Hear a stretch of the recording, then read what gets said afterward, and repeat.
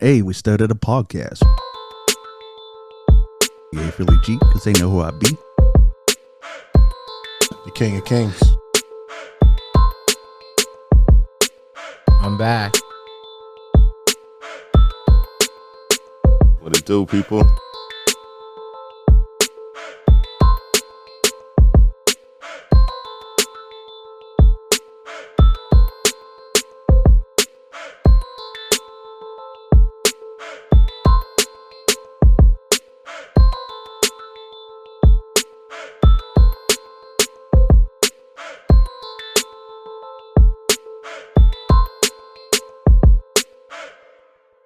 Hey, what's up? It's John Kizzy. You know who Wizzy, a.k.a. Philly G, because they know who I be. I'm here with King Tigger, What's up? Ray, What it do? and DJ Laton, I'm back. and Mark Fahie. What's up? That's quite a roll call. It's been like, yeah, and we're here just chilling at Mark's studio. This is our first off location pod. Yeah, sure. Yeah. It's our first off location per se. Well, off location that isn't our location. yeah, it's So, our location, first time not hosting. Yeah. Is that the best? That's a better way. That's a better way of saying it. Yeah. Fahie's Music Productions is what it goes by. You know Cool. what I mean? Yeah. And now we all know the address. Well, I know who not to ask. I just want to get. Oh, shit. No, but that's funny. We were in the car, and I said the address, and he's like, no, and he told me the one that I told you. Yeah. So I thought we were at the wrong spot, but we were at the right spot. And then nobody decided to tell me when they got here. Yeah. Yeah. Well, he texted me. He said, I think we're here. Yeah. And I think you are. That's because this here fool put, what was it? What's your address? It's 18. Hey. Right? The 310. It said 310. It said 310. It said the other one. Oh, okay. But in GPS, I had 18. Yeah, in the GPS you had 18, so I was like, Yeah. bro, I don't know. I New just Jersey. sent it over. New Jersey. But now I know there's not a 310 up here. Yeah, I was exactly, curious. right? So, It was quite the hike, too. You're up on the mountain. Yeah, there's a toilet bowl on the side of the road. That was interesting. Is there? Yeah, just just down the street a little bit. just down just the toilet. Someone threw out their toilet bowl. I thought I was tripping. You seen it too? Yeah. Now that you say it, I was like, oh, dang, I did see that. He ain't lying. He is in the country. That's how they do houses out here, eh? Just on the side of the road. Nobody cares. Yeah, you just out. I was like, where are we going? So I've known Mark for some years now. We work together and things like that there. So I already knew he'd been in the music business for a while. As a singer himself as well as a guitarist. Played the keyboard. Yeah, started picking up some right, and extra stuff like stuff. that there. So I guess the main question is what made you want to get into music at a younger age? Oh, man. And remember, we got to hold the mics like this. Yeah, I get you. No, it's funny, growing up, my brother played guitar, and I tried different things. My parents put me in piano, they put me in drums, and I mean, this is when I was a kid, and I was like, I didn't really like the piano was it taught me the fundamentals, and but the drums, I mean, when they put me in drums, I was thinking I was going on a full drum kit. I didn't think I was going to be sitting there doing a march thing, right, and hitting a triangle. I was like, yeah, this ain't for me. But then my father used to go up to our neighbors all the time, and I would go up, and they'd be sitting there playing guitar. My father didn't, but Alex, he would be playing guitar all the time, and he'd be playing some old stuff, and I'd be like, wow, that's so cool. So I went to, we didn't have much money growing up, so my dad actually pulled over on the side of the road. He found a guitar that was being thrown out, took it home, and jerry-rigged it, and man, my fingers got so strong because those strings sat that high off that guitar. Like I almost needed a vice grip to pull that down. Right? It's probably why I got arthritis in my hand now. And then they ended up actually for Christmas one year surprised me and bought me a guitar. So yeah, I played for years and years, and then down the road I got with the band Take It Easy, and we performed all over the province for a long time before COVID shut us down, and I was kind of into this before. And then when it shut down, I was like, yeah, I'm opening the studio and working with other artists. So, yeah, that's kind of what I did, and I got some good training from some really good industry engineers. So yeah, it's been a long road. Nice. You want to mention some of the artists you've been working with? Yeah, I'm working with some awesome artists. Well, you've heard I've worked a lot of tracks with Minnie Grimace.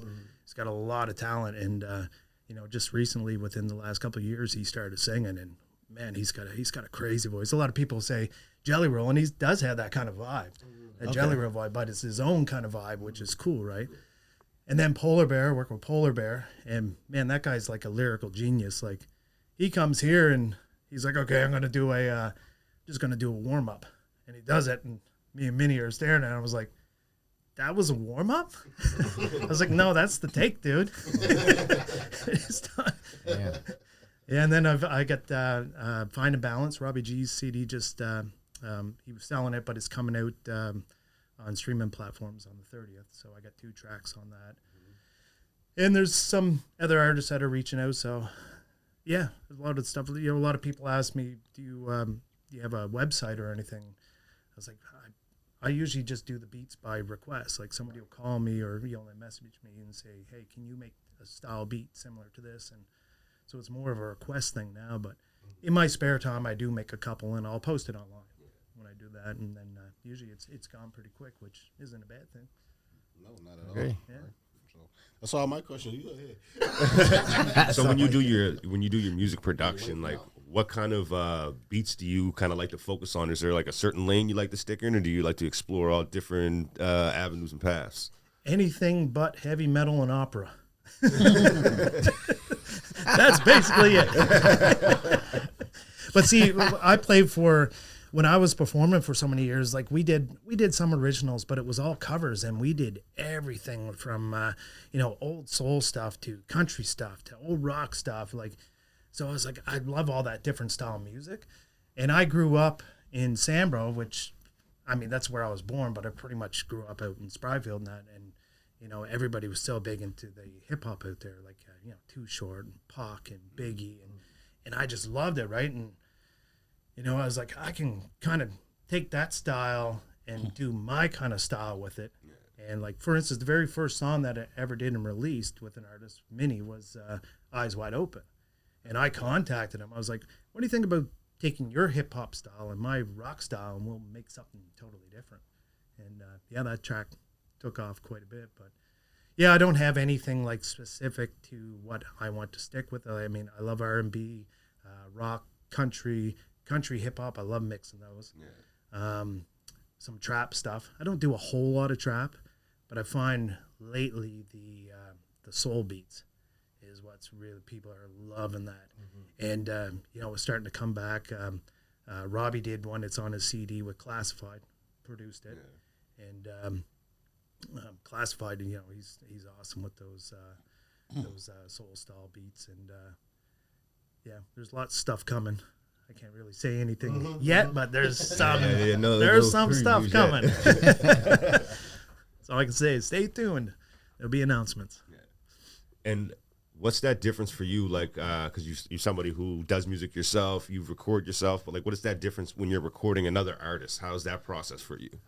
It's the biggest challenge I have when an artist comes into a studio, and I know what that's like when I used to try and record. Nerves take over, right?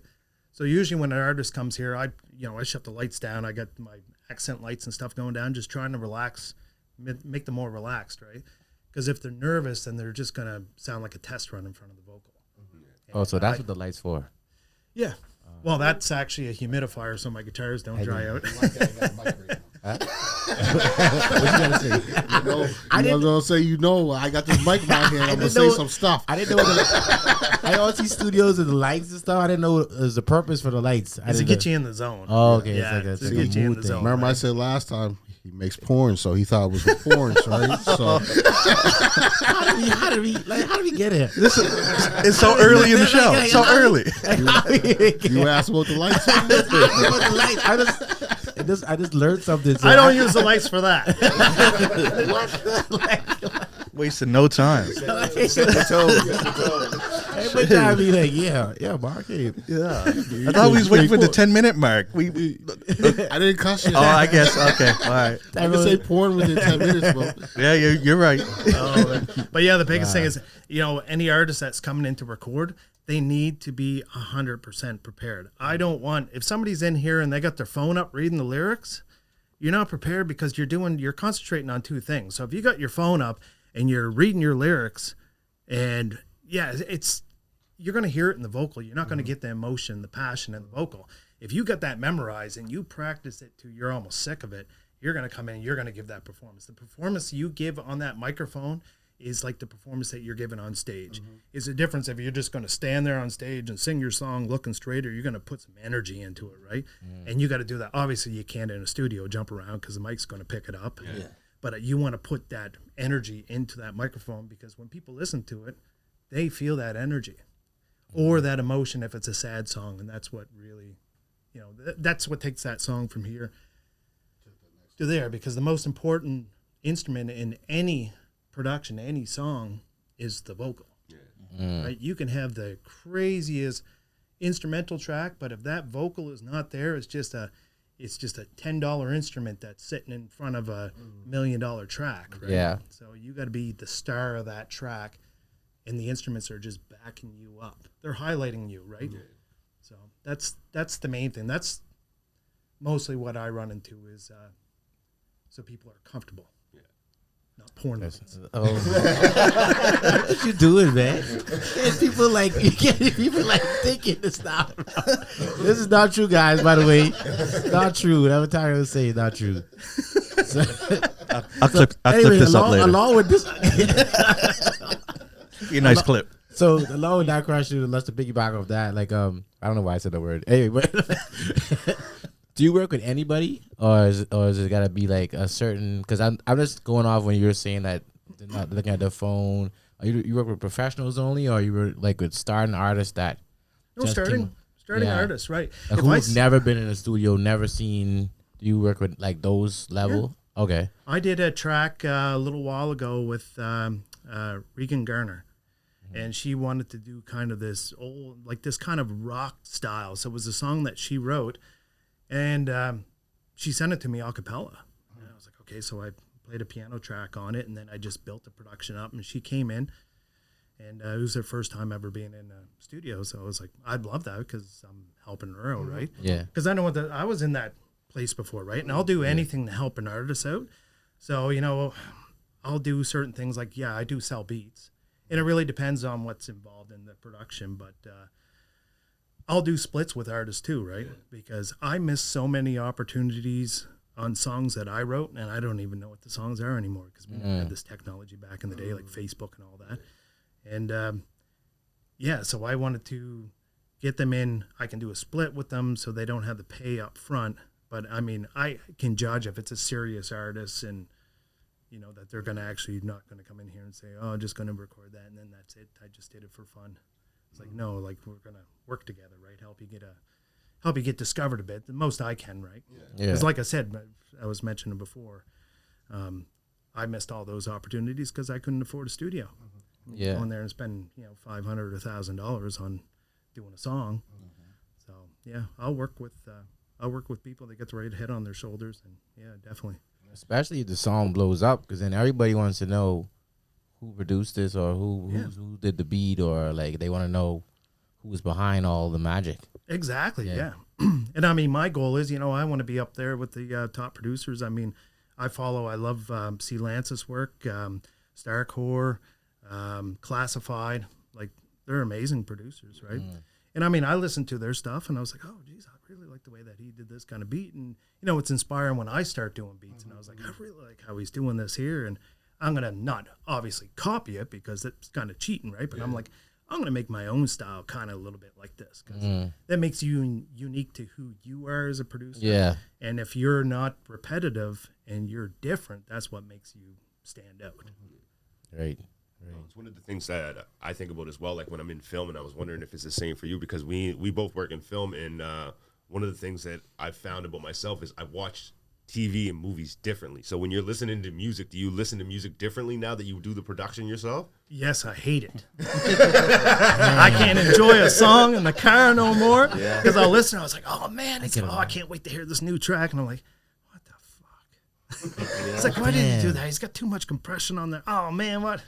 I was like, then everybody else listened. Man, that song is like awesome. I was like, yeah, okay. Yeah, see, you bring that up because we talk about that. That's how it is with like doing films. All you do is see all the things that are wrong with everything that you do, like stupid plot holes, like just lazy writing. You can tell when somebody's just trying to wrap up the story rather than having a logical ending and stuff, and just even camera angles where like, why would you do that? Yeah. And especially inconsistencies. Yeah. Like that Starbucks cup in Game of Thrones. I like when same as you when they do the edit scene. And one person got a jacket on in one scene, then the next scene, even though it's still the same scene, they don't got that jacket on no more. Because there was one scene where this person, like, they made a point to take off the sweater because they had a shirt underneath that said something else, right? And then 2 seconds later, the sweater was back on. They didn't put it back on. And they were just talking like nothing happened. I'm like... I know stuff like that, too. And I drive my wife crazy because I'll be watching the radio. It's like, how in the hell is it dark? I said, they just had a different angle and they were talking and the sun was out. Yeah. I said, now it's nighttime? I said, where's the rest of the conversation? It is like 2 seconds later. Oh, you know what? One of the craziest things that happen in movies and TV that always gets me is like someone will meet up, right? And be like, yo, we got to go. I got to tell you what's going on. And then they'll go and it will show them arrive at the place and then they start the conversation. Like they never talked about what's going on the way there. Oh, we got to go save Mickey. He's in the hospital. Okay. And then when they get to they will show him at the hospital. Then he'll explain why they was in the hospital. Like they didn't talk about nothing on the whole way. It's quiet in the car. But it's just quiet. Ride, man. Yeah. No, yeah. Well, you know what though? It's only like literally like the 5% that pick up stuff like that. Mm-hmm. And I was always told that when, Neil in our band, he was a producer and engineer, and then my cousin Ed Oakley is a producer. They used to say to me all the time, yeah, wait till you start getting your ears trained. Music's going to sound totally different. And I was thinking, oh, that's awesome. No. Because you pick everything apart and it drives you crazy, right? You can tell when they're using a cheap mic. You can tell you can tell the quality of everything. Yeah, exactly. And when I first started, I started with a cheap mic because when I first started recording, the very first song I did, the basement was under like construction. It was in the spare room over there. I had a Mastercraft bench with an old Dell monitor on it, an old Dell computer. I had a drywall bucket for my seat. And I had these Sony headphones on. And then I started working with a guy, and I sent a message out asking if somebody could reproduce a piano track because I was really having a hard time with it. And I sent it to him, and the guy from Japan reached out, Nemo. And he sent it back, so next thing we got in this full production. And I learned so much stuff from this guy, and he plays virtual instruments. You say, what key is that in? He's like, I don't know. He plays by ear, and he's a genius. Like, you just send him anything, and he picks it up, and he plays it all by ear. And it was crazy. And the best part about it is I always joked with him and said, hey, what are you doing this week? And I'll drop over for a beer, right? Because he's 12-hour time difference, right? So last year when I went to China, I had a day and a half stopover in Japan, and I messaged him, and he was like, yeah, right. I said, no, seriously. So he's like, what? So anyway, I gave him the time, and oh, my God, that was a long 14-hour flight. But we got over there, and I remember we were waiting in this little rinky-dink restaurant, man. It was like something from Karate Kid, like Miyagi's dojo. Like it was all the lanterns and stuff. It was so cool, nice. Right? And then had an earthquake. It was only like a 5.5 or something like that, but I didn't like it. No. I'm yelling at Jordan, the guy, my boss, right? I said, stop shaking the table. He's like, I'm not. I'm like, uh-oh. I can see the stuff moving, right? Then I go outside just as Memo's showing up. He's like, did you feel the earthquake? And I was like, yeah, I didn't like it. No, but I get to experience it. But the ground ain't supposed to move. But it was cool. I got to actually like sit down and we talked music and stuff, and it was nice. Yeah, it was really cool. It was an excellent experience. I know he was surprised as shit when you pulled off for that beard. Oh yeah. And he's such a talented musician. Yeah, and I would say he's probably one of the top in the world for virtual instrumentalists. Okay. Meaning like a lot of the stuff that I play, like I have my bass and stuff, but I'll actually play the bass through MIDI, through my virtual instruments. And I'll do a lot of stuff there. But he goes to like, I do it here, and he's like, way out there. Eh? and he does it with the laptop and the mouse, and it's just like a full orchestra. Like it's incredible the work that he does. And I'm like, I don't know how you do that. So if I ever need anything like really fancy like that, I usually reach out to him. And then there's another bass player I work with down in Kilsamoda, down in Brazil. He's a crazy bass player. So See, I end up getting in arguments online with people that say that that's not creating real music because it's not a real instrument. They always start.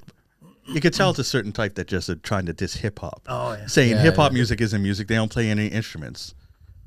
And then it gets into the digital, what instruments do they know how to play? And then it gets to the people don't even use instruments. None of that is real music and stuff.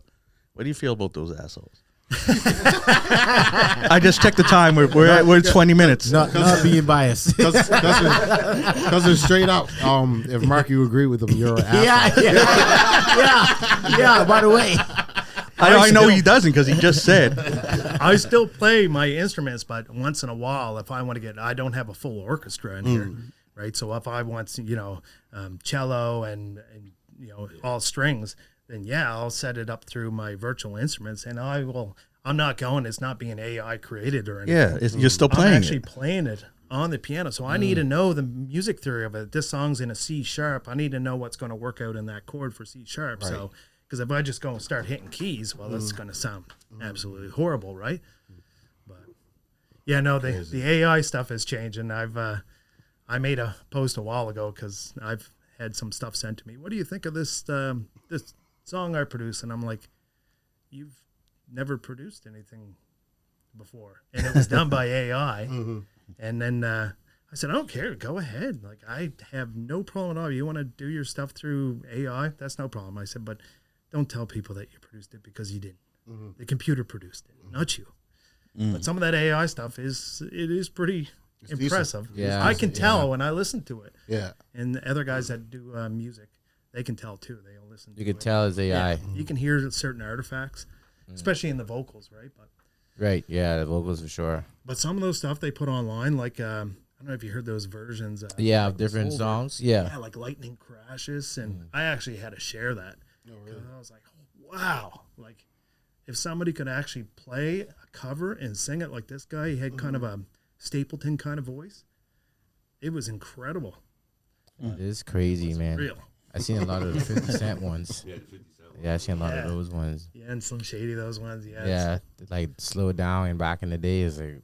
It sounds good to me. I don't know. Probably sounds like garbage to you. I don't know. No, it still sounds good. Yeah. I mean, if you really, like I said, the whole thing where you're doing music so much, and if you really focus in on it, you can hear certain things. Yeah. I know. Sorry, go ahead. No, it's not. It's funny when you said it. My mind went to one song that I always had is ringing inside of it. I can tell you the song right now. It's Chris Brown. It's Pills and Automobiles. I can hear a ringing behind the music. It's like a little ringing throughout the whole song. Oh, really? Like it's like I don't know, someone left it in or whatever. It's purposely in there. I could just hear it, and I showed my roommate. Then he started hearing it, and now I can't listen to the song without hearing it. Now. See, that's where you're starting to develop your ear because once you start noticing stuff like that, then you start picking stuff apart and other things, right? And then that's all you hear. Just hear it, like, bro. I mean, I don't think my ear is as good as y'all, but like, I don't know that particular song. I just picked it up one day, and I avoid playing it sometimes just because I don't want to hear the ringing. The thing that drives me crazy is when somebody releases an album, and in that album, there's like half the songs were done in different places and different microphones and that. So it sounds different. It doesn't, right? Yeah. It's like, and that drives, like, I think, in my opinion, when an album's done, you listen from the beginning to the end. I mean, the levels and stuff the same, but I mean, that microphone, the vocals should sound with different effects and different processing. But you can tell if it's like, oh, this was recorded somewhere different, right? Right. Like, for instance, my microphone, these here microphones, I recommend these to so many people, especially doing hip hop, the SM7B is like crazy, and you don't have to go nuts with your room treated with these because you got to kind of get into them, right? They don't pick the reflections up so much. But my AKG C214 mic, like I said, if there's a fly out there, that thing's picking it up. I got to shut down the air exchanger. I got to shut everything down here. That's crazy. Because that picks up so much. But picking all that up is picking up every single bit of audio information. And I don't know if you've seen the post I made a while ago about when you're getting to recording your vocals, your sample rates. Like you have, 44.1, and then you have, it's a difference of like MP3 and wave and like high definition wave. So when you're getting up into 48,000 and then 24-bit or 32-bit, that's the difference if you're watching like a Transformers movie on the TV in 480 versus 4K. Right. So your microphone, the cheaper the microphone, the closer it is to the 480. Jeez. And the way that you record it, you can have that microphone that's capable of doing that 4K visual, but like sound-wise. Yeah. But if you don't record it right, you're going to get the lower one.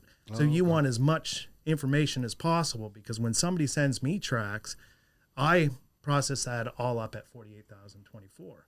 But if they send it to me at 44.116, I can't take something that's missing information and then boost it up to higher definition. It doesn't work. Now I can take higher definition, break it but down. it's something like when I release a song for somebody, we release it in wave. So I'll release that in 44 and 16, which is, it's above MP3, but it's much better like for downloading. Like a lot of the distributors, that's what they want. Yeah. They will allow it to higher. Sometimes you actually have to pay more with them if you're going to do like some really high definition audio. Knowledge. There you go. I'm taking all this in. I'm glad you are. I wanted to ask a bunch of questions when the camera go up. You can ask them when the camera's on. I've been thinking about getting a new mic for the DJ with, because I know the mic that I have is pretty garbage right now because my other one broke. Yeah. I'm using like a cheaper mic that I just had in the closet. So I'm just looking. The closet mic. If you're looking for, you gotta take this mic, cuz you gotta take this mic because you don't get going. Bro, I can't say nothing on this. Like, I can't say nothing on that, bro.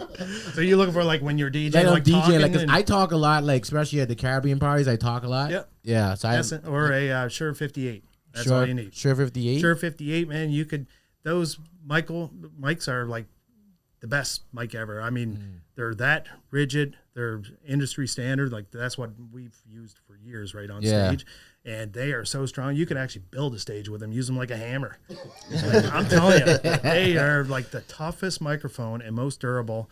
And the dynamic on it is really good. So you got to watch certain like the polarity on a mic. But those ones there, I mean, you have, you can pull back a bit. You have some range on it.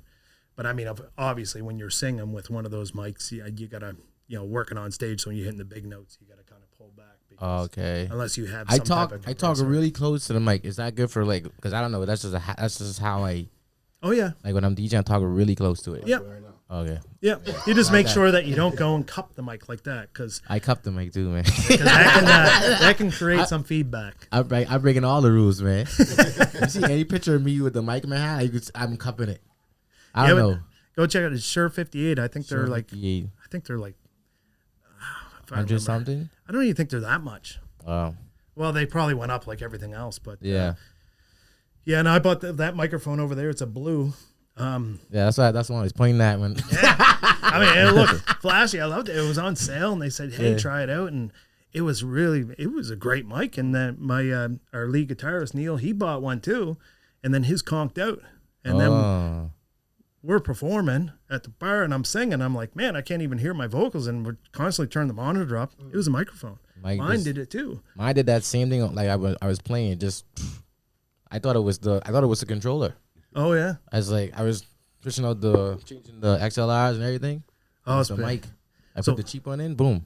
Last going off, I bring two guitars. I'd have my one on stage, and I had the other one tuned up and ready to go. Yeah. And I'd have another microphone with a cable on it, plugged in, ready to go. Because I mean, there's nothing worse if you get there and a bar's paying you, and you're coming onto your second set, and your equipment dies. Yeah. And then you just ruin the night for kind of everybody, and then you're really embarrassing. Yeah. So That's the biggest thing is always have that second backup. Yeah. I got 2 controllers now. It's like I had an SR2 and now I have a Flex 10. So I keep the SR2. I shouldn't say that. Anyway, cut that part.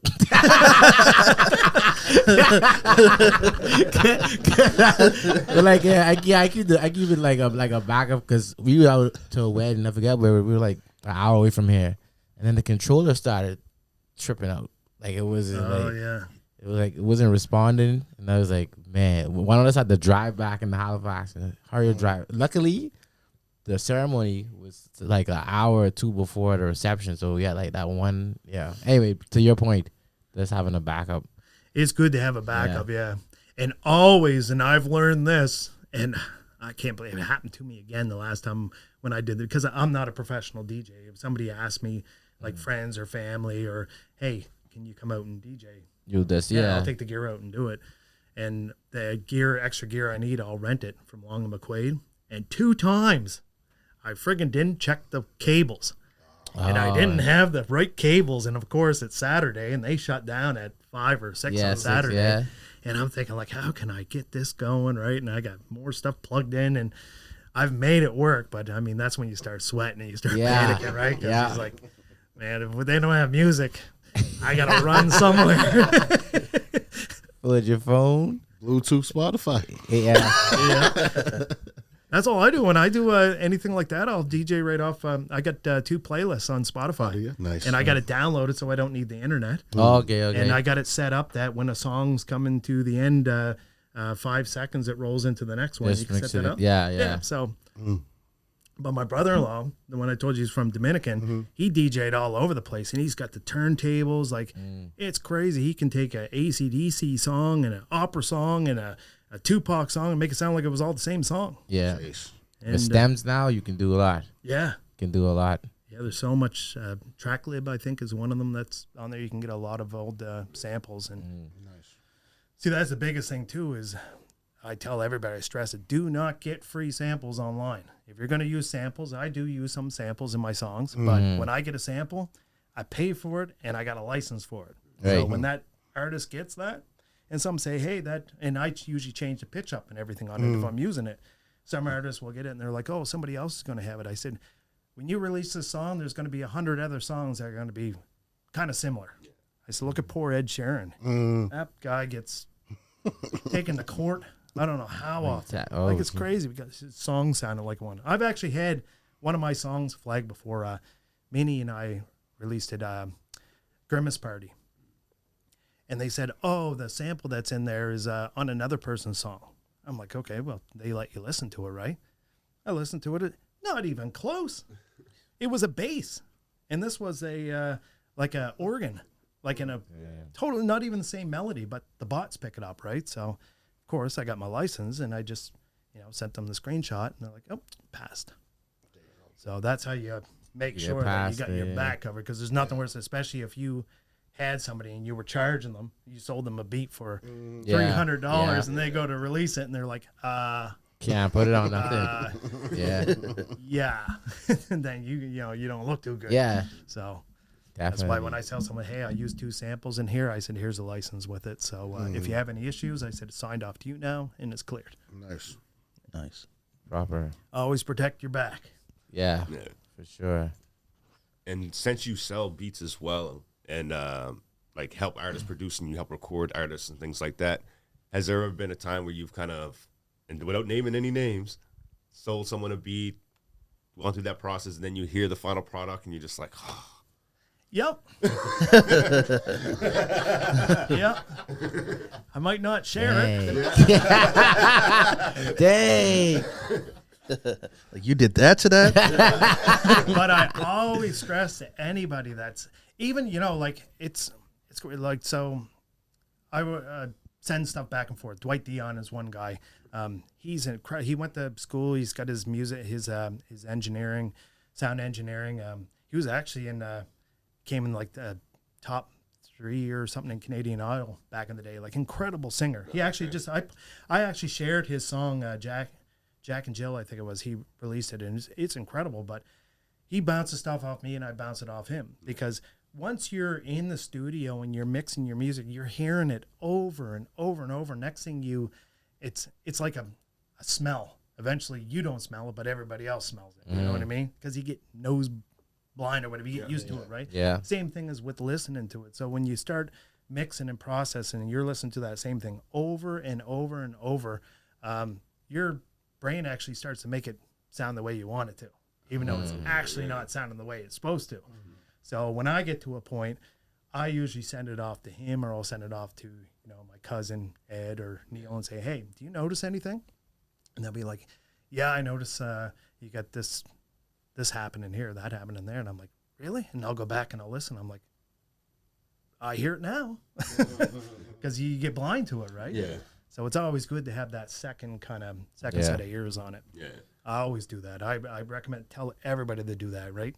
And even if you just send a clip, you don't have to make sure because some people are like, well, what if they take my song and release it?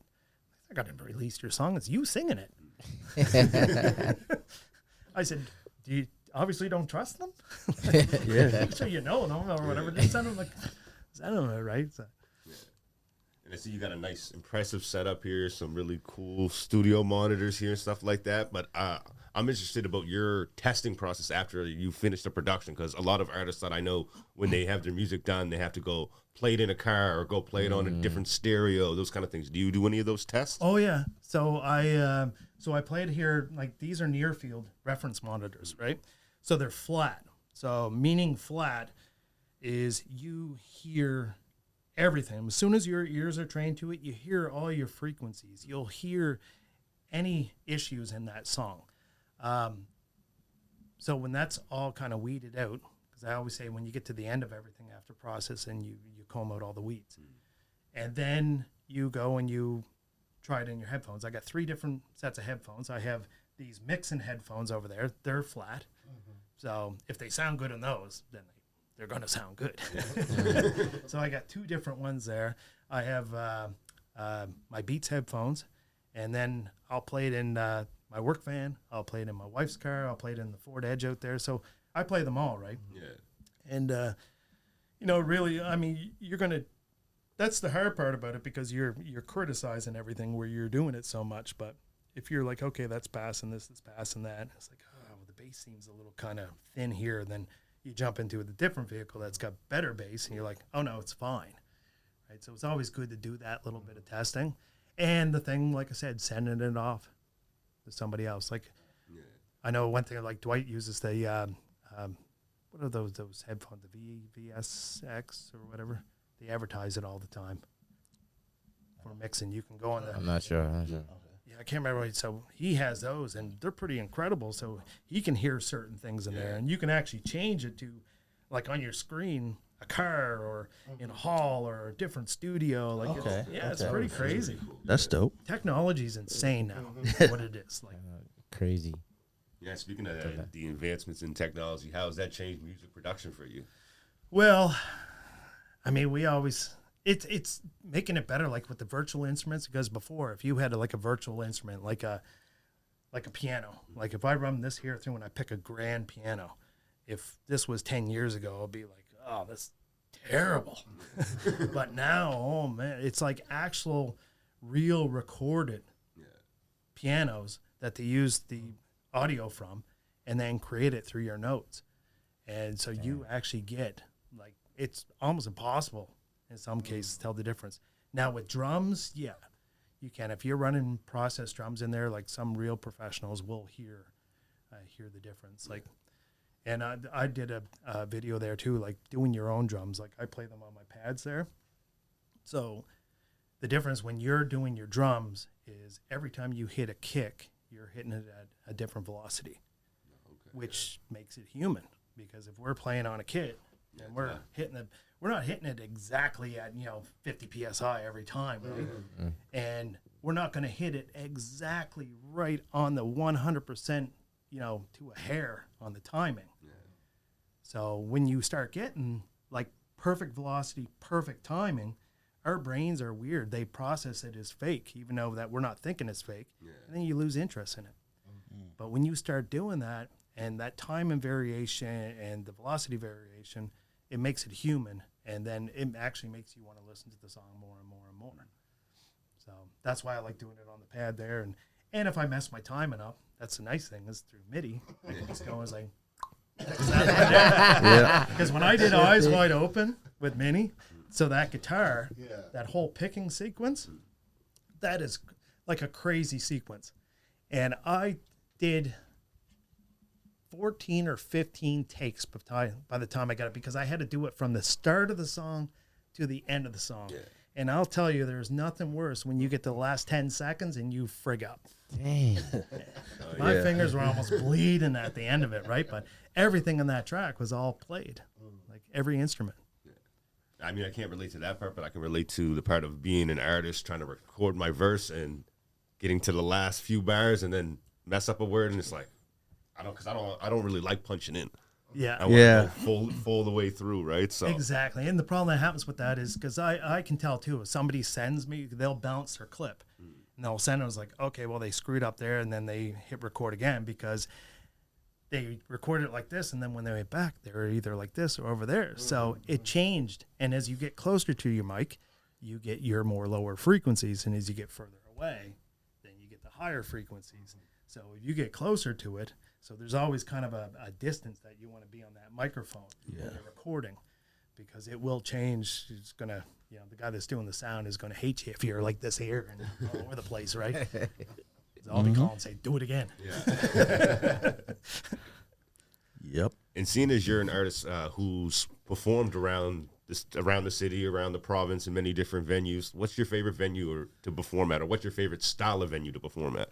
I honestly, after I got so tired of doing the bars, because like a lot of people never, like they don't think of it this way. So for us, when we were playing, like let's just say when we used to be the house band at Dr. Sharp's, we would go to our drummer's house at 1 o'clock in the afternoon, pack all the gear up, take it to the bar, set it up. People are all sitting there eating and stuff, and then you're doing a quick little sound check, and then you leave, and then you come back and play it. You got to readjust everything because there's a lot more bodies in there now, and that's changing the reverb of the room. And then you do your 3 sets. So we play 3 sets, and I'll say like 45, 50 songs. And then you got to tear everything down around drunk people. Trying to talk to you, spitting all over you, falling over your stuff, spilling, you're constantly like trying to stop. You don't want to spill, your drink on your mixer, and that stuff's not cheap. And then you got to take it all the way back, unpack it all at where we had it at our drummer's house. And then you go home, and you're home at, 4 o'clock in the morning. And for me at that time, Graceland was, last going off. She was a baby. So you get home at 4 o'clock, lay down for 2 hours.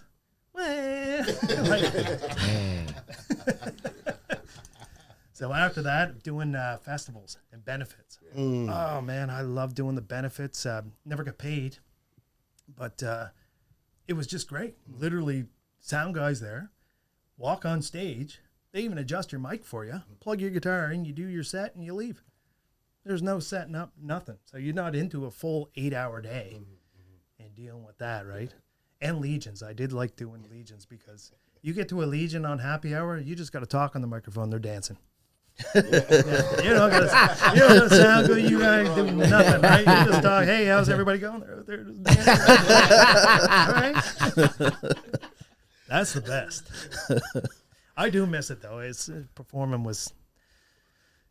At one point you get to a point in your life, you're like, I'm so tired of it. And then when you stop doing it, you're like, I want to do it again. But the cool thing for me, like doing producing, is I'm basically performing again behind another artist. So they're out there performing stuff that I created.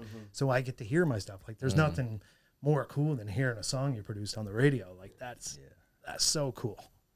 Yeah, it's a great feeling. Oh, so Take It Easy. It's done.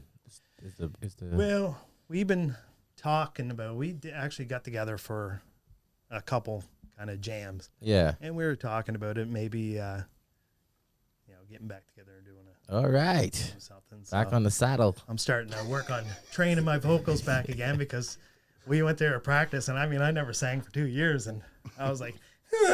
I was like, can we drop the key of this song? I used to play with everything with the capo on the second. I'm like, no, we gotta drop the tuning of this now, right? Yeah, things change as you get older. You guys do like different stuff, or just like, I know you say you don't like the bars, you like the benefits. You guys do like weddings and stuff. Yeah, we did weddings. We actually did some house parties too. House parties, yeah. Which was really fun. It was just more of a kind of like just a fun jam. But one show that I'll never forget that was the funniest ever. So down in Jador used to be a place called the Sea Rover Resort and Marina. Mm-hmm. So they hired us. They paid us like really good money. They want us to go down. There was a shark derby going on. And there was going to be like 500 people we were playing for. Oh, they gave us the luxury suite and the resort and everything. Nice. Well, there was a storm out at sea, and the shark derby got canceled. So we ended up going down there and playing for 6 people. We felt we were the biggest rock stars that night with no crowd. We had the room, we had everything, and oh man, it was so fun. But we had so much fun that night. We were just like, people were like, do you know this song? I was like, nope, but we'll try it. That was the thing, right? We never had to follow our sets. We just started, and the owner of the resort was there. He was on the dance floor all night, and that was such a fun time. That's because he paid a lot of money, so he's taking advantage of it. It's like, someone got to be on here dancing. Yeah, it's unfortunate. There's not a whole lot of money in the live music scene out there, like performing. Like, we were one of the higher paid bands out there at the time. It was like $500, and I mean, when you split that between 4 guys, dang, that was more than that. Right? And it depends on the place. Like, I mean, there was places that used to kind of, it's the greed part of it. It used to drive me nuts. And this isn't everywhere. It was just, I remember one place, and I said, we'll never play there again, because I went and I got a pop. Right, it was $2, and at the end of the night, they're telling us they had the biggest crowd they ever had in here. They made the most money. They made $6,000 after everything. Oh, by the way, when you leave, don't forget to pay your $2 tab. I was like, I'm but you know, the worst part, I had to rent some stuff. So by the time I got paid, all I had was $2. So I was like, yup, never again, right? Or there was one where it would be, they call you, oh, we really want you to come play for New Year's. Yeah, okay, yep, no problem. What's your price? $2,000. Yeah. $2,000 for New Year's, because you're taking us, I mean, we love the music, but you're taking us away from doing our New stuff. Year's different price. New Year's is a different right? price. Yeah. And then when they say, well, we have somebody that will do it for $150. I'm like, okay, so you normally pay us $500, but you want us to do a New Year's Eve event for $150? Nope. Good luck with that. And I mean, when we first started, we used to do it cheap because we want to get discovered. Yeah. People take advantage of that. He knows about that. Yeah, I do. They do, bro. Start with free. That's like, that's trying to get your name up. But the people take advantage of that. Mm-hmm. They keep like, man, it's been years. Like, if you don't, the price has changed now. Like, and they don't understand. I mean, the wear and tear. I mean, it's $30 for a good set of strings, and I mean, you're normally. I mean, I don't know about most people, but I usually bust 2 or 3 in a show. Oh wow! And I always have backup strings there, but I mean, you're putting wear and tear on the gear. Yeah, and I mean, your mixer board and all that stuff. Everything. You're in thousands. I mean, lots, lots and lots of money, right? And I mean, when you're getting that, I mean, you're really doing it for just the love of music. And that's why I did it. Sorry, you wanted. How much people is in your band? How much people? There was 4 of us. 4, okay. Yeah. So we had Dave Gramley, who was our drummer, Neil Bishop, who was our lead guitarist, and we had Rick Gallant, is our bass player, and I did the lead vocals and rhythm. And Neil would actually sing a few songs. Okay. Yeah, so it was kind of nice. So if we did like a big kind of powerhouse song, I would say, that I'm like belting it out. If it was a blues song, and I'm like, man, I don't have much stamina left for another one, then he'd take over and he'd sing 2 songs and get me recovered. Yeah. And I go back into it. So that was actually kind of nice. Yeah. I like the live bands, because it was I always remember that time. It was probably 2 years ago. We did this wedding out. I can't remember where it was, but they had a band and they hired a DJ. So I was real confused. I was like, how is this gonna work? They had a band and a DJ. So I'm looking around. I look at the band. They're looking at us. So I'm like, yo, who's playing this event? Who's playing this reception? Yeah. So then he comes over and he's like, well, the band's gonna play first, and then when they take a break, the DJ's gonna play, right? So some people had a problem with it. Some people was fine with it. I liked the band. The band was good. I can't remember the name. I think there was Mary Mac or something, maybe. I can't remember their name. That sounds familiar. It does, yeah. Yeah, they're pretty good. I can't remember how much people were there, but they were good. So they take a break and we would play. Then this guy came and said, "No, let the DJs play later, because we were playing more, because you're DJing, we're playing more music at a time, so it's not like certain set, right? That's what some people wanted. A certain genre. Of music. But I thought 100%. I thought the band was good. I liked the live music, because I honestly think that's more, I don't know, engaging than the DJ. It to is, be honest. especially if you get like an energetic band. Like, Yeah. Like I always try when I was performing. I mean, I bounce around the stage, right? Just because that energy. I mean, it's like I said, if somebody's just sitting there singing the song and they're staring straight, or if they're like bouncing around, you're seeing that energy and you're like, you feel it too, right? I know what you're saying, but the DJ. I love that, because you're getting all the different variations. You get the different variations of music, You keep everybody engaged, right? The younger crowd that wants, know, some of that. I just wonder what wedding this was that they could afford to pay to. And you don't remember where it was? I don't remember exactly what it was, but I could just say that tell you. they had money, because they had a party on a boat the night before, and they had that band on the boat. You can tell they have money when they have a band and a DJ. Yeah. And it wasn't On even the just boat. one. It was, he said, got a boat. Yeah. a bunch of DJs. They had it on, like, they had the same band on the boat, and then like that night the guys said, "Oh yeah, y'all come back for the reception." They decided on that. Right then and there. They had the DJ. But hey, They had money. yeah, They had Lebanese. the tent was outside. It was free So he alcohol. knows that he didn't say no. I know. It was because you know it was different. You know it's money when you have DJs Yeah. for when your band needs a break. Yeah. All right, band, you chill out. We got these guys. See, I thought it was pretty good. I just had a playlist on my phone. The style, yeah. Then when the music stopped, I'm like, oh, somebody's calling me. Oh yeah. Oh, wait. Shit. Right. But the detriment to what you said, like when you were belting out a song and then you need a break. When I worked at the L Host, they used to do that too. But he'd be belting out the songs for like 4 or 5 songs, and then it's like, okay, I'm gonna step back and allow this next guy to sing. But the next guy never sounded as good as As lead the first vocalist. guy. So it was like always brought the crowd down, right? For Yeah, like 2 or 3 yeah. songs. And then that lead vocalist come back and then bring the crowd back up. The only bad thing is that a lot of the crowd left because that guy started singing, like- right? So yeah. No, I was lucky because Neil's got a great set of pipes on okay, him. good. And he actually used to teach recording.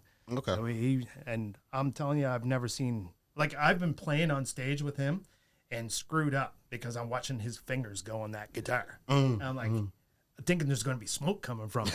I'm like, how can you do that? And I'm like hitting wrong chords and stuff. We always have fun as a band, though. We always play jokes on each other. That's the main thing. Like we played out at Waverly on the green one day, and it was so funny because my bass player, he looks at me, he said, "What are we playing?" I said, "We're playing." Did I tell him? It was a Rolling Stones song, and then Neil said, "What are we playing?" I said, "Brown Eyed Girl," and Dave said, "What?" Wipeout.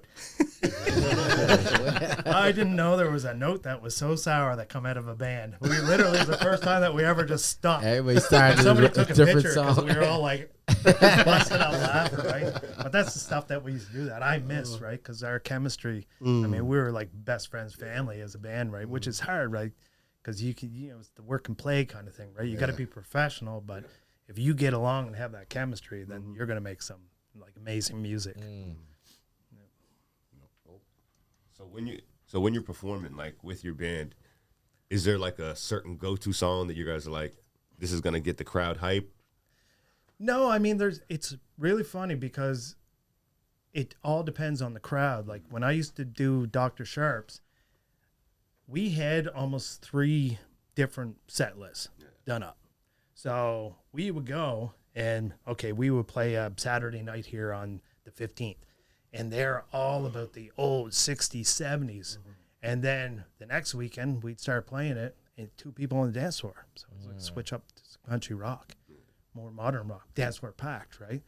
So it's almost like the first 6 songs in your set is going to determine what people are going to be, really into.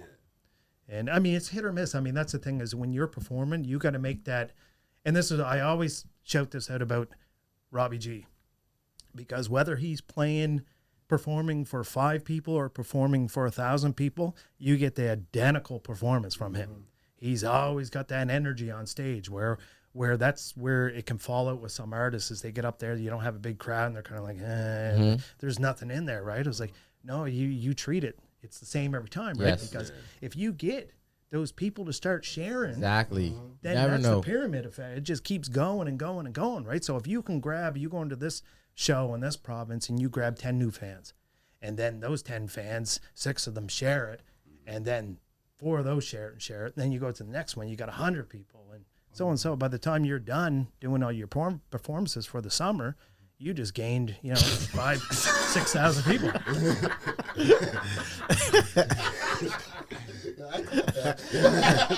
I almost sound like porn. It sounded like you said porn.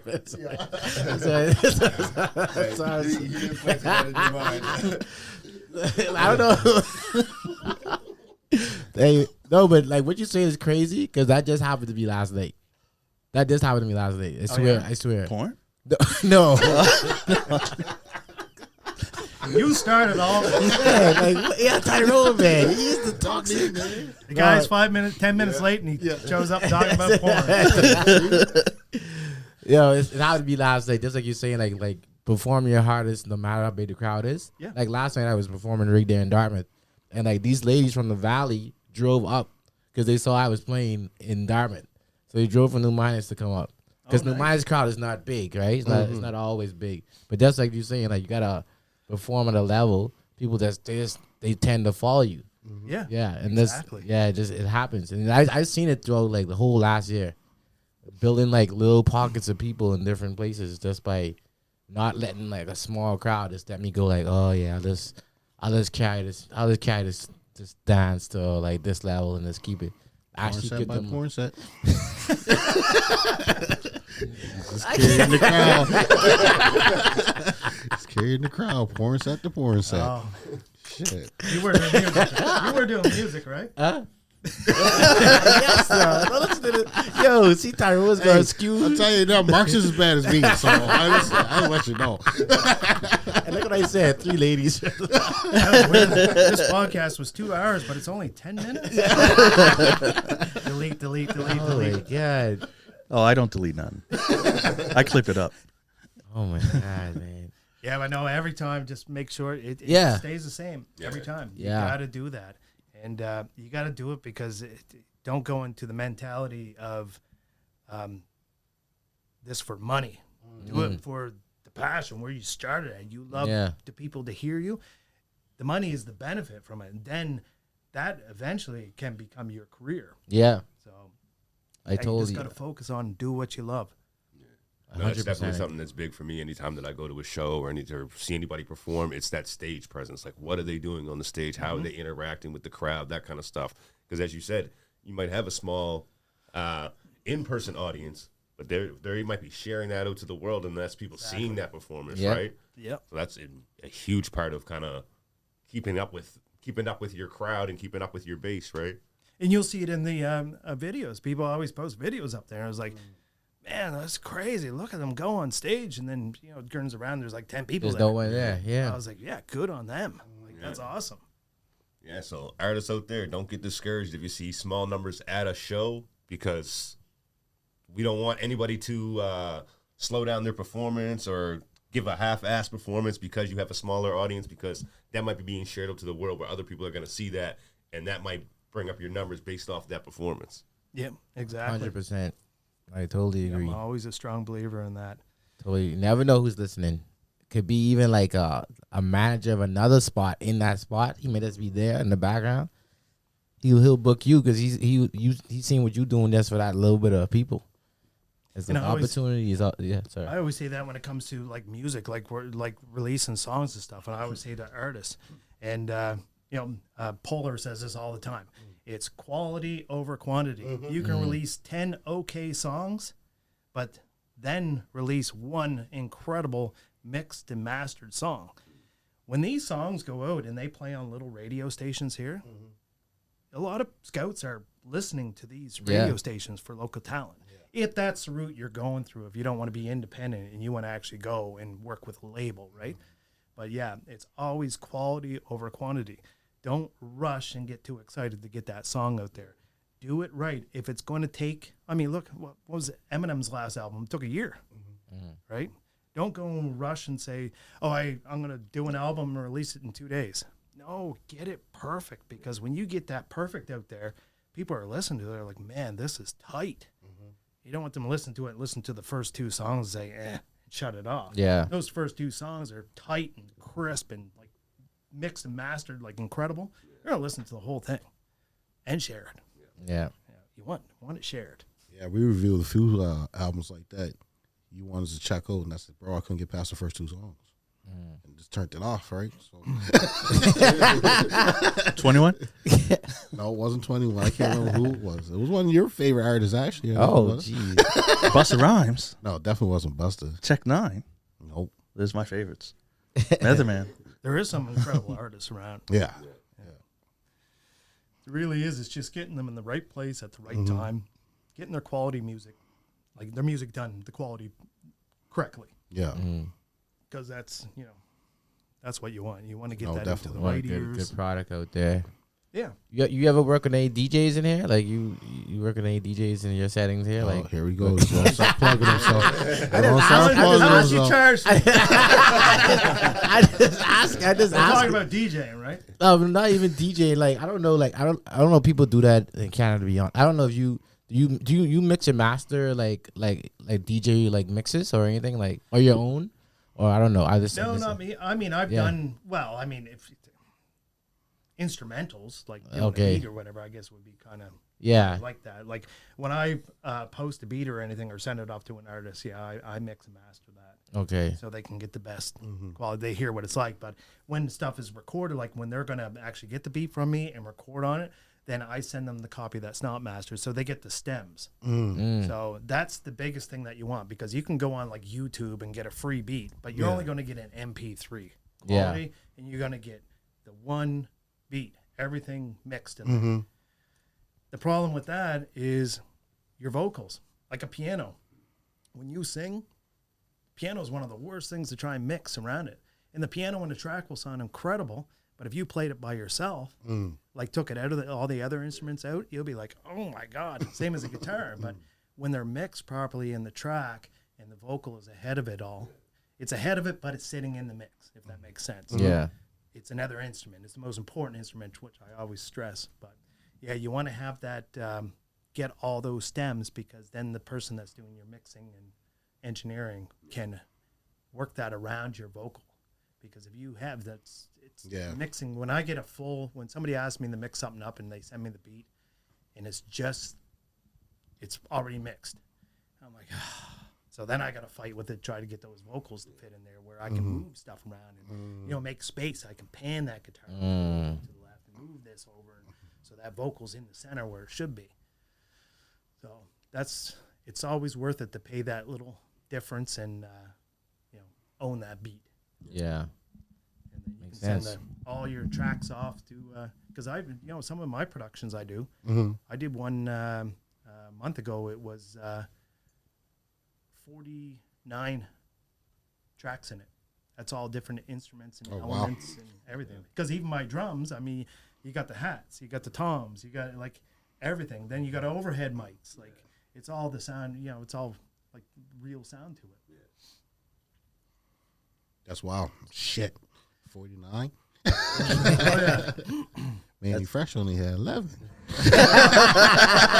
Oh, it's crazy. And you get the vocals in it. And the vocal recording is so important. So I always, I'm going to shout out again to Robbie, because Robbie's got all his cards lined when it comes to that. He sends me his vocal tracks are all zeroed right to the start, so they all line up with the track. And they're all layered, so he'll send me like 17 vocals. And then I can layer everything properly, because there's nothing worse. You listen to a track and it sounds so good, but the vocals really thin. You know what I mean? Like that track's got a lot of meat to it, and then you got the paper thin vocal in center. So you need that lowered or that layered vocal, so it really thickens it up. And especially when you hit your hook or your chorus sections, then you can do some fancy reverbs and delays to kind of really spread that out. So props to him. So no, he ain't fixing one of your mixes that you got. That's what you were getting at. That's what I was getting at. Yeah, I got the dough. I got the dough. $500. Hey, he's not fixing the vocals on one of your porn sites either. So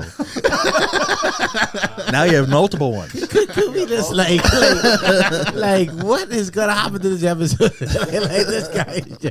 It's gonna be titled Porn Sites. Oh my god! Man. You might have a higher attendance at the next show. Oh, there you go. trying to get them there for you, man. I'm trying to get them there for you. Start this with 8 minutes in, man. It was Just continuing from last pod, bro. Crazy.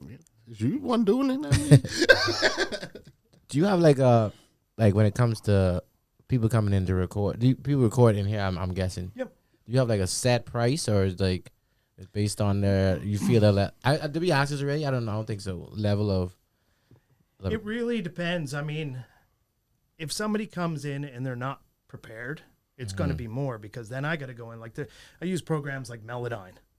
And Melodyne it's a pretty pricey software, but you can tune vocals up in them that they still sound real. Not like auto tune where you get that kind of break kind of sound, you know what I mean? Which is really popular in the music now. But you just said another magic word on this. and I've had artists. Did you see his face light up when he said Drake?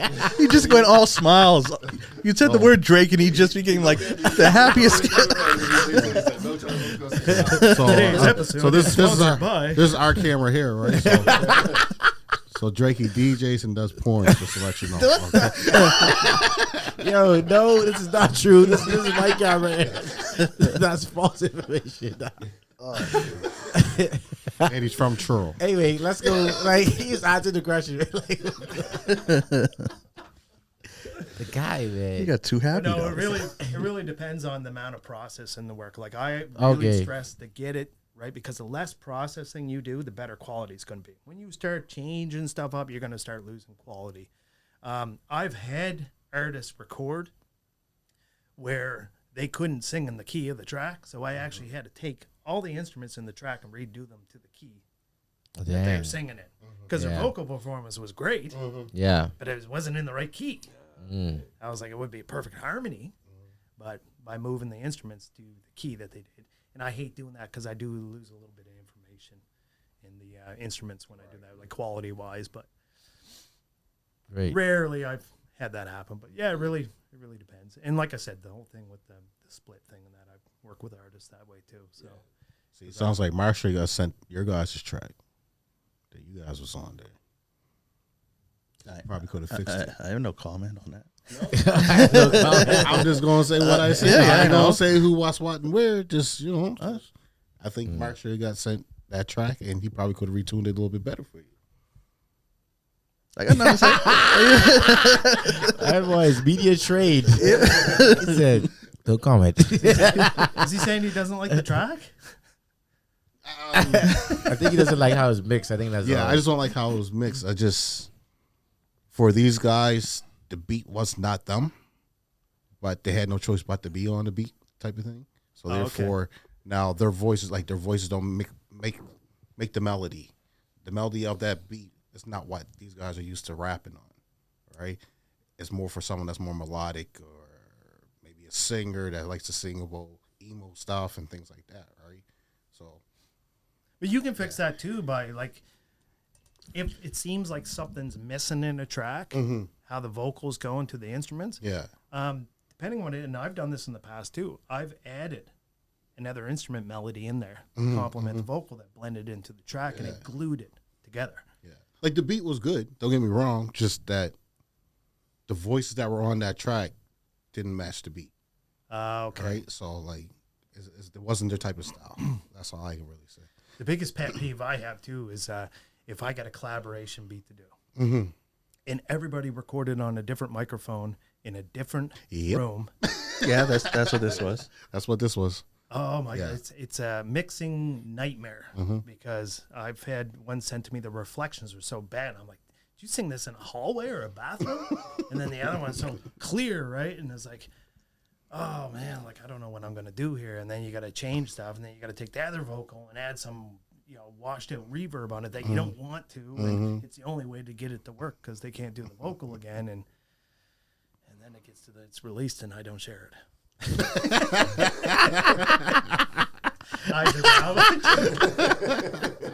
Oh my god.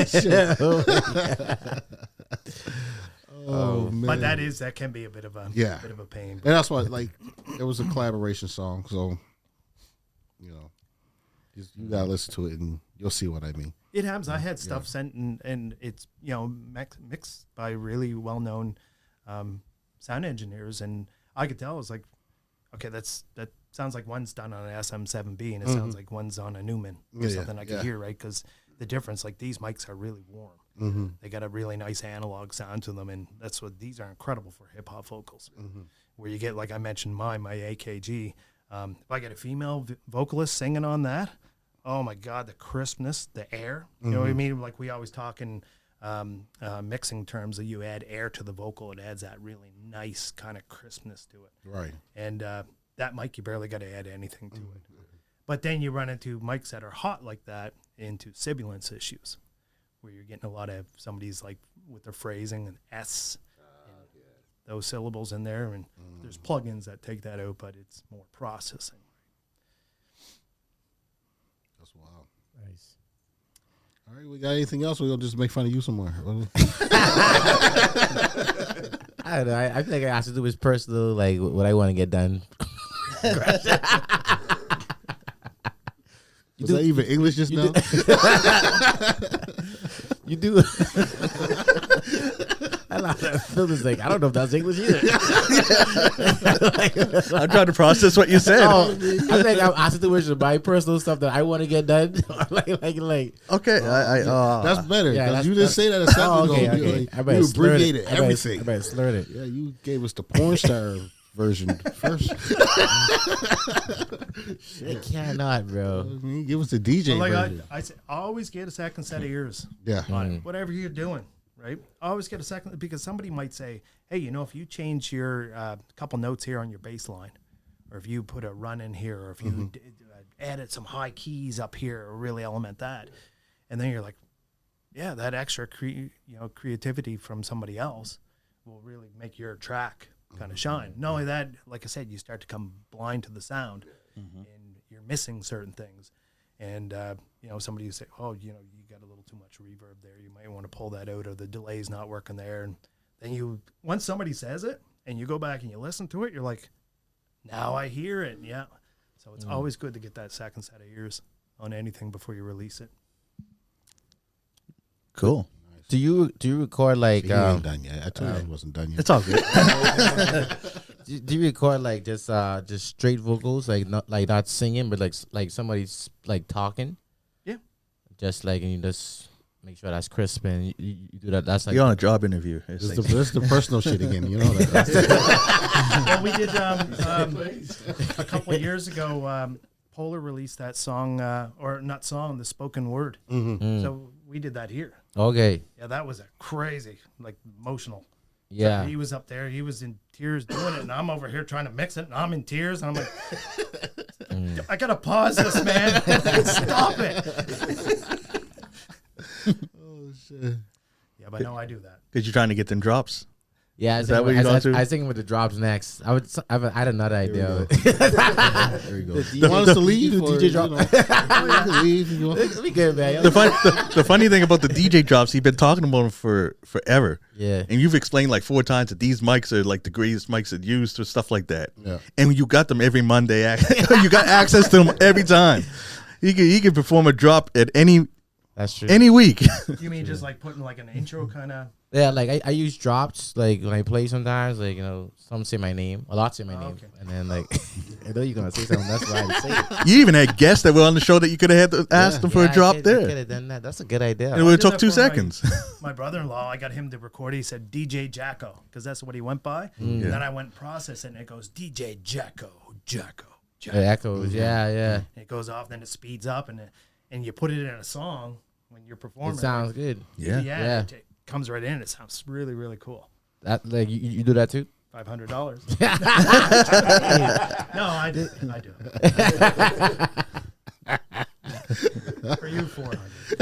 Hey, On top of the 500. that's a good idea, Phil. That other one.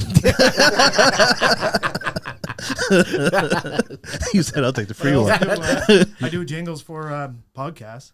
Like Jim Yeah. Smurden, I did one for him. I don't think he used it for that. I think he used it for his real estate. He wanted something that was kind of Nova Scotia. So I did this kind of Celtic, fiddles, and it was just like a stomping kind of track, right? So I think he was using it for when he was doing like where he does real estate, like I'm showing, like in the videos, the drone videos going with the music playing. So that was a lot of fun. But yeah, I do that for like podcasts and stuff too.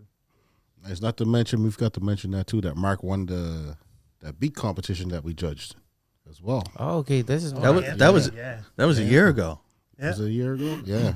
I haven't heard the song. There you go. I didn't want to say it myself, but No, nothing ended up happening with it. So, so- I think that ended up being ditched. Okay. But So yeah, that that was a beat- lot of fun making that beat. so that beat's still out there. Oh, that's the beat. With, like, oh, Yeah. Get it in. I posted that. When Brad was and I over and got we like all 10 messages. Yeah. How much? How much? Yeah, yeah. Everybody wanted Yeah, that, right? that was nice. Man, that beat was dope. Yeah, it was Yeah. crazy. I just pictured, man, just like a hockey game, a stadium, just boom, boom, clap, boom. That's what I wanted to make. And then I was thinking like "We Will Rock You," Queen, right? yeah. And then I was like, well, I got to put some bagpipes in there. Yeah. I was like, who puts bagpipes in a hip hop song? Exactly. This guy. Yes. So what was supposed to happen? It was supposed to be a Nova bunch of Scotia artists, anthem. like kind of, they were supposed Yeah. to collaborate on it. Yeah. But it's like I said, there's one thing I don't do is I'll remind, but I don't chase people. Yeah, yeah. It's like, when you're ready, come see me. So, Dirty B, what's up? Dirty, he just called you. I think he really wanted that. Him and I talk often. He really wanted that track to go. Yeah. Right. He loved that one. So Yeah, but he's aggressive. He can chase. He can get them. that's got one I'm doing for. I'm gonna start producing for him soon. He asked me. So Okay. yeah, lots on the go. I'm good. Oh, you sure? No. Just checking the temperature before I try and wrap this up.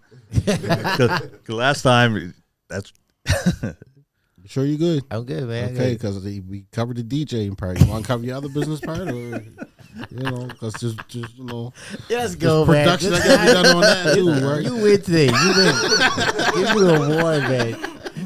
Got everybody convinced now. We're just making sure, man. all right. Well, pleasure meeting you. Yeah, it was awesome. Thanks Pleasure having you here. Thanks for having me, guys. Yeah, My brother. cool. I don't know if he'll be back here because All right, that's You it know for the this. address now. Yeah. Yeah, he does got the real one Just like you use the toilet down the street. on the side of the road. It would have been really funny though if there was a 310. And Yeah, you said, he I said just- just go in the yeah, basement. yeah, And yeah. you walked in, and the people come down and said, "Who are you? downstairs Where's the watching football. I just said, "Hey, That would have been is the this how we best shoot story the ever. podcast?" Oh man, I would have been so. Oh shit! We wouldn't have got nothing done. All right, well that's it for this episode. I'm John Kizzy. You know who Wizzy, aka Philly G, because they know who I be. I'm here with King Tigger, The King of Kings. DJ Laton. I don't make porn. That's his new drop. That's to clarify. Although now he'll get DMs asking about it, and he'll be like, "What? That's the skill letter down, man. Oh, his Instagram's going to blow up." Ray Take care of yourself, people. and special guest Mark Fahie, and we out. Peace. Oh man, that was fucking calm. Oh, stomach's actually hurting.